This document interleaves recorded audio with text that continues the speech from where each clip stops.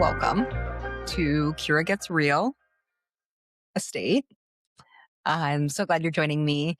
I am Kira with a Rex with Kira with a Rex team at Revex North Country. I am an associate real estate broker, so I cannot give tax advice or I can give real estate advice, and I will. I cannot give tax advice or legal advice.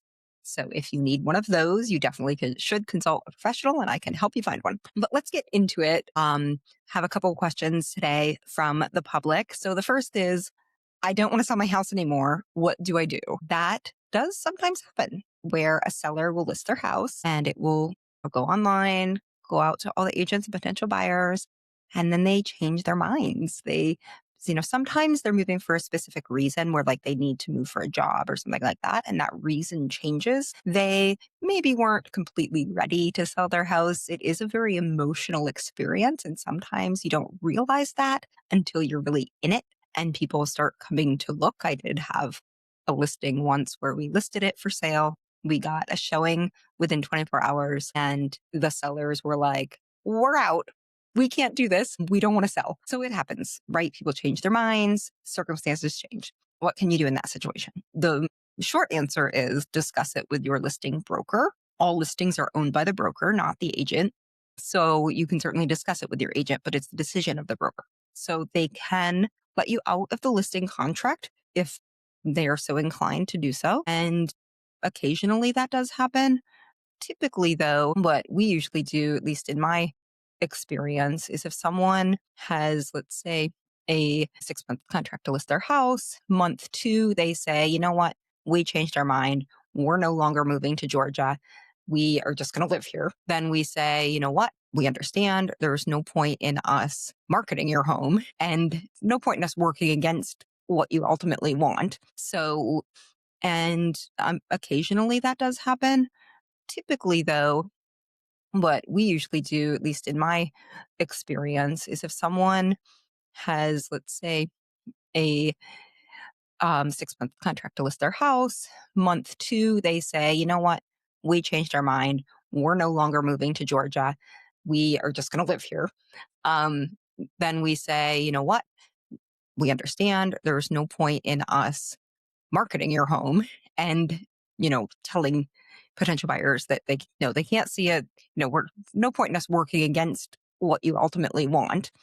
So instead of terminating the contract, we just withdraw it from the market. And basically what that means is it's no longer marketed to the public. So the public doesn't know it's for sale anymore because you don't want to sell, but you still are obligated with a listing contract. So that protects us because ultimately we've put money and time and effort into marketing your home, and it prevents you from going and selling it to someone without us. Now, if you are sincere in your changing of your mind to not need to sell, then that's not an issue. It just is withdrawn from the market and the listing contract expires at the 6-month mark where it would have anyway. You do try to sell it without us, we're owed compensation. So if you do want to sell it, keep it on the market, right? That's the gist of that.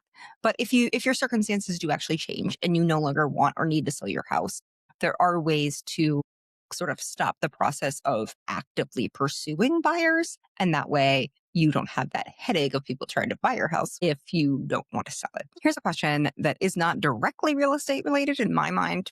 I think it might apply to a lot of you. And so I definitely wanted to answer it here. Something that I get asked a lot is about juggling my career, which is very intense and requires a lot of commitment, and my family. When I got started in real estate, I had very young kids, and I think this would probably resonate with a lot of you, irregardless of your career choice. So I've heard a lot of times, and ironically, a lot at like women's conferences and stuff, right? Where they say your employer should just let you leave for family things all the time. Family should always come first. And even employers say, at our business, family comes first, yada, yada. And my first thought is always, if you were speaking to a room full of men, would you say the same thing? Because I think maybe not, but I also think it's not true. I don't think there's any way to run a successful business and have that never come first in your employees' lives. And I heard a really good explanation for sort of the juggling that I really like. And so I'm going to share it with you. So if you think of all the things you have to do as either rubber balls or glass balls, right? So you're juggling these spheres in the air, and the glass ones, if you drop the ball, it will crash, it will break. Those you don't want to drop. Those are the most important. The rubber ones, you know, if you drop the ball every once in a while, it's going to bounce. It will be okay. I think the piece that lots of people miss, or at least this is how it resonates in my life, is all of the glass ones aren't family and all of the rubber ones aren't work. Some of the glass ones are family, and it's going to depend on your family. It's going to depend on your child. One thing that's super important and might be a glass ball for one of my kids, showing up at their concert, maybe a rubber ball for the other kid. Maybe that's not a deal breaker for them. Only you can decide those things. But also, if I have a client in a multiple offer situation that ends at 7:00 and I'm out to dinner, that's a glass ball. And I'm going to step away from my dinner to deal with that and help my client because I don't want to drop that glass ball. And in that situation, the dinner is a rubber ball, right? Now, if that same evening is my kid's graduation from high school, well, that's a glass ball. I'm not missing that for anything. So in that situation, maybe I'm having a coworker cover for me so that I can focus on that glass ball, which is my family event. But I hope that helps because it helps me to kind of picture it's okay to think that some work things are more important than some family things. Obviously, my family members are the most important to me, but me showing up at every single soccer game in modified isn't the most important thing in my life overall, and that's okay. Do I want to make a presence? Of course. But many parents have to miss some things due to work. And if we're going to say family is always the most important, then that becomes very challenging because how do we feed them? Typically, we have to work to earn income to feed them, to house them. So it's okay if you feel like it's not black and white, because I do think it's very gray. And you are the only one who can decide what is a glass ball and what is a rubber ball and what can break and what can't and what will bounce and be okay. What if the appraisal doesn't come in high enough? This is something that I have a conversation about this with almost every client I have, honestly, because whether it's a seller or a buyer, they're both concerned about it, and that's valid. It affects both of them. So let's first talk about a buyer. If you've made an offer on a house, you've gotten past the home inspection period, typically the next step is the appraisal. It's ordered by the bank. So you pay the bank pays for it, the bank owns it. And in a conventional mortgage, it's typically just confirming the value, right? Making sure that what you're paying for the house is worth that, so that if you default, the bank can sell it, is the reason. If it's a government loan, they're also looking for some safety things. But overall, the big question tends to be what happens if it doesn't appraise high enough? Say I'm offering $300,000, it appraises at 280, for example. And there's not a definite answer about what happens. And that is, of course, hard for people. We want to be prepared for whatever might come, but at the same time, we don't want to get so wrapped up in the what ifs that might not happen. It can be a cause of stress. Just know, usually what I tell my buyers is if that happens, there will be options and we will look at those at that time. And so one of those options is if it appraises, for example, at $280,000 instead of the $300,000, we can go to the seller and say, look, here's what it appraised for. That means you kind of have a value issue no matter who buys your house. Will you reduce the price and sell it to us for $280,000, which is the appraised value? Sometimes they'll say yes, that makes sense. Sometimes they will not. It's their choice. If they say no, then you can see if you have the type of mortgage, if you're getting the type of mortgage that would allow you to pay the difference. Now, maybe you don't have the money to pay the difference. And so if they say no, that's it. You're going to have to find another house. That could happen. But if you do have the funds to pay the difference, then you just need to check to make sure that your mortgage type allows for that. The government loans like FHA, via USDA, they do not allow for that. It has to appraise at the full purchase price in order to move forward. But some types of mortgages do allow for that. And the nice thing is, by the time you get the appraisal report back, we are pretty far along in the process. And that helps you as a buyer because at that point, the seller is already mentally moving out. At the same time, you're probably already mentally moving in, but they are probably more motivated than maybe they would have been at the beginning of the transaction. At the beginning, if you had said, well, I can only give you $280,000, they may have said, well, I don't care. I'm not selling it to you. Then I'll find somebody else. But at this point, now they are making plans. Maybe they're um, looking for houses in a different state that they're going to move to, or maybe they're spending that money on a retirement community, or whatever the case may be. They have already mentally planned for this to close. So typically, if they can make it work, they're going to make it work. The other piece of it is seller concessions. So if you are getting a mortgage, let's say $200,000 mortgage, and $10,000 of it is concessions, meaning you're getting that back to go towards your closing costs. So the seller is only getting 190. So what if it appraises at 190? The seller is going to say, well, that's all I'm getting. So I'm not going to reduce what I'm getting just to cover your closing costs. That doesn't make any sense for me. I'll go find another buyer that doesn't need to borrow their closing costs and can just pay me 190 because now I can tell them it appraised for 190. That is where it can get a little tricky because you don't have much of a case as a buyer if you need concessions and need it to appraise for the total with the concessions. Now, what you can do is you could say, okay, it appraised for 190. I'm going to figure out another way to find that $10,000 for closing costs. And then I can move forward because I needed it to appraise at 190 and it did. It's a little complicated. Definitely talk to me, if we're in that situation, because it's just another moving part, I guess, in the process. Now, on the seller side, if you have a buyer, you're under contract, yay, inspection goes fine, on to the next phase, which is the appraisal. Appraisal comes back low. How does that affect you? Well, as I explained on the other side of it, if the buyer comes to you and says it only appraised for 190, and let's say they don't have concessions, so they're just offering 200, you would have gotten 200, but it only appraised at 190. So in that situation, if they come to you and say it only appraised at 190, but what do you want to do? Will you sell it to us for 190?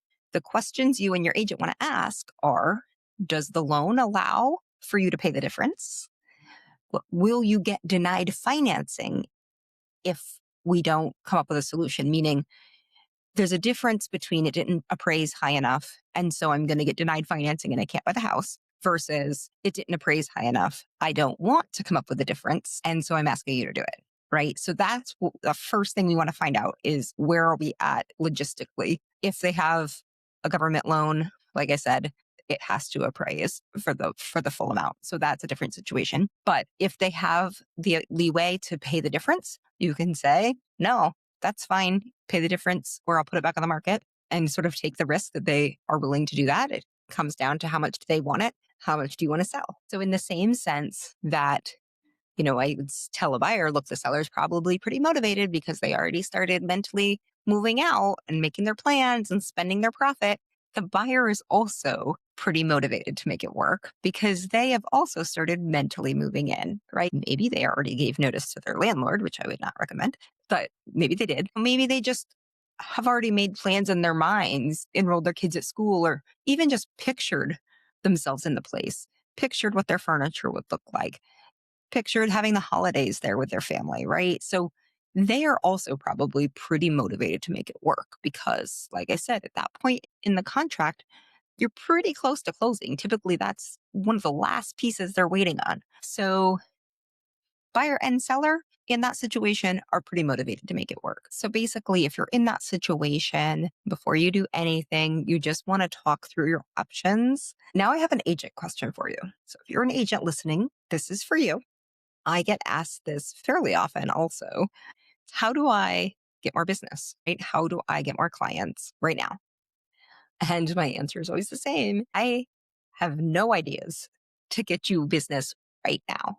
The only ideas I have is to get you business in the future from 6 months to 2 years from now. And no one likes that answer, but it's the truth. Real estate is all about relationships. And so you never know where your business is going to come from. But if you are constantly building relationships now, it will come from your sphere of influence 6 months from now, a year from now, 2 years from now. I am often listing a property where I started talking to the sellers 18 months ago. It is a long process.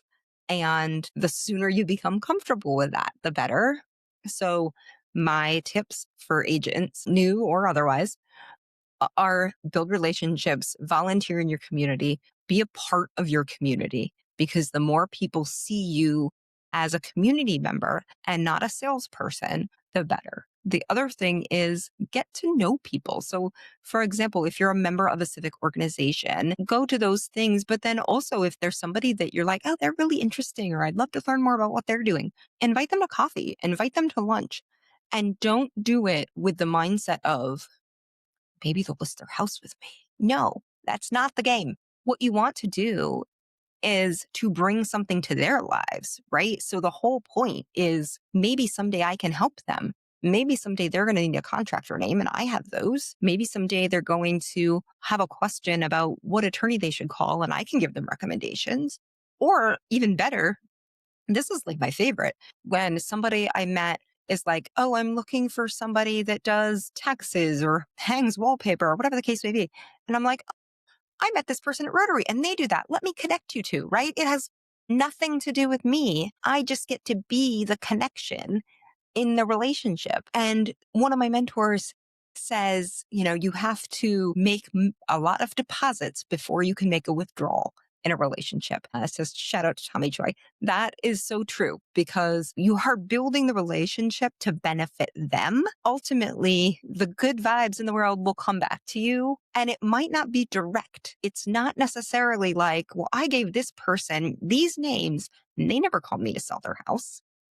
Buying and selling a house is not something people do every day. So it's very possible you could have a 10-year relationship with somebody and they never need your services. That's fine. But I can tell you what does often happen is they're sharing your name with others or this. And like I say, you have to be comfortable living in the gray because it's not a direct line. And this is what I mean by that. So say I meet this person and we are, not like super close friends, but we're acquaintances in the business world and I help them when I can. I may never know this happens, but someone comes up to them and says, oh, I'm thinking about selling my house or I'm selling my house. I've heard of this Kira Witherwax person but I'm also going to interview this person and this person. And they say, oh my God, Kira's amazing. You definitely should call her, right? So that's where it comes back to you and you don't even know it. They're most of the time not coming up to you and saying, well, they were wondering about you and I said you were great. Like they don't think of anything of it.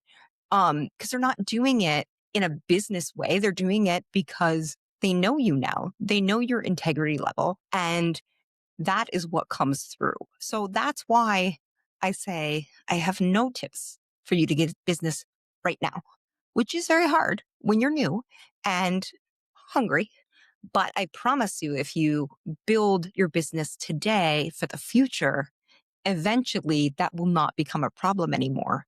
Because if you're always focusing on future relationships, it will come back to you. Okay, here is just sort of a funny, but not funny tip. If you are in a situation where you are getting a divorce and selling your house, which certainly happens, right? That life happens. Please tell the agent you're interviewing that that's the situation. Don't let them walk into your house, meet both of you, and then say, well, we're getting a divorce.